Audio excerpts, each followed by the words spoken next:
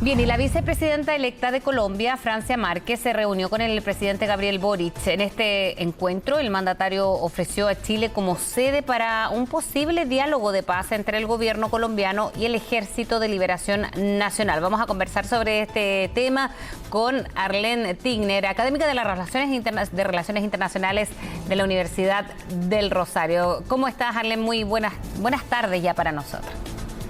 Buenas tardes, Frecia, ¿cómo está? Muy bien. Primero, hacer un análisis de esta visita que hace Francia Márquez a Chile con un acercamiento político que se está registrando a propósito de los cambios de gobierno aquí en Chile y ahora históricamente en Colombia. ¿Cómo se lee estas relaciones internacionales, sobre todo que se concretaron estos días con esta visita a Chile? Pues yo creo que se debe leer de varias formas. Primero que todo, la vicepresidente tiene una agenda internacional bastante ambiciosa en diversos temas que ha venido trabajando anteriormente como líder social, incluyendo equidad de género, derechos de las comunidades étnicas, el tema de drogas, entre otros, paz, obviamente. Y esta gira le ha permitido a ella comenzar a asentar unos contactos importantes que seguramente se van a desarrollar posteriormente por parte ya del gobierno posesionado a partir del 7 de agosto. Y por otro lado, evidentemente, la visita que no solo ha sido a Chile, sino varios países de Sudamérica, creo que remarca la importancia neurálgica que van a tener las naciones de América Latina, comenzando por Sudamérica, en la nueva política exterior colombiana bajo el gobierno de Gustavo Petro y Francia Márquez. Y eso, por ejemplo, de las conversaciones en cuanto, más allá de lo político, a poder ser garante de con estos grupos como el Ejército de Liberación Nacional, ¿se dan las garantías por eso? ¿Marca una inflexión entre y después de los cambios de gobierno en ambos países? Pues yo creo que queda por verse dónde se hacen las negociaciones, si es que se logran concretar, que como sabemos es una prioridad del gobierno entrante. Mi percepción es que va a ser mucho más viable mantenerlas el diálogo en Cuba, dadas algunas solicitudes de extradición, entre otras, que penden sobre los integrantes del ELN que aún están ahí.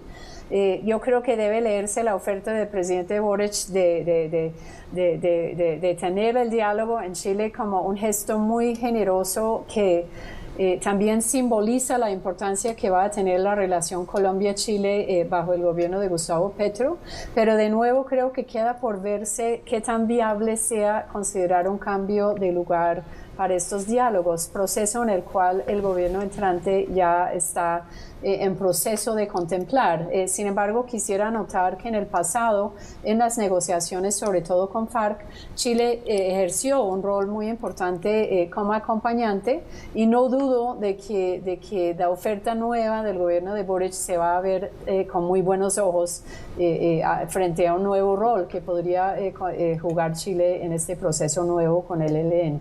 Ahora, esta nueva etapa respecto a la propia política interna de Colombia, ¿cómo se ve después que sea la primera vez de un gobierno de izquierda que asuma en ese país en estos tiempos en que las alianzas se van viendo marcadas, ¿no? Como lo decíamos al inicio de esta conversación, en cuanto a tener alianzas más cercanas o no con otros países, incluso cuando el presidente Duque, todavía presidente, es muy cercano al ex presidente de nuestro país, Sebastián Piñera?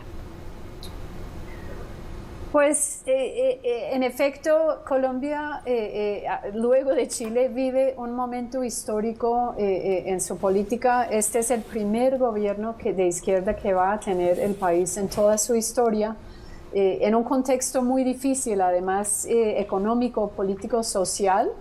Y creo que de ahí es donde debemos leer la importancia de establecer desde el primer día alianzas importantes con gobernantes con los cuales el gobierno de Petro piensa trabajar en su agenda internacional y regional, que es muy ambiciosa y que gira en torno a asuntos que podríamos considerar progresistas, que considera que están en mora de profundizarse en nuestra región. Medio ambiente, equidad de género, de nuevo, lo que podríamos entender como la paz total más allá de las fronteras de Colombia, crimen organizado, drogas ilícitas, entre otros.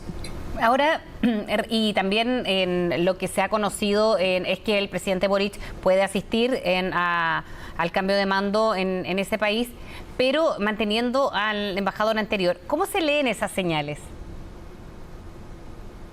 Pues la carrera diplomática de Chile es una carrera altamente profesionalizada y creo que así es como debemos leer la continuidad del embajador chileno en Colombia. Que como buen funcionario de carrera no es un personaje que adopte posiciones ideologizadas, sino que actúa en nombre y en representación del Estado. Y tiene, es mi entender, muy buenas relaciones, no solo con el gobierno actual, sino con el gobierno entrante, y creo que esto es como debemos leer esta posible continuidad. El hecho de que el mismo presidente Boric considera dejarlo en el cargo también creo que es un testimonio hacia la importancia de robustecer las carreras diplomáticas y tener funcionarios que nuevamente actúan en pro de los intereses de los estados, más no de los gobiernos individuales. Bien, Arlene Tigner, académica de Relaciones Internacionales de la Universidad del Rosario, muchas gracias por hablar con CNN Chile. Muchas gracias. Que esté muy bien, hasta luego.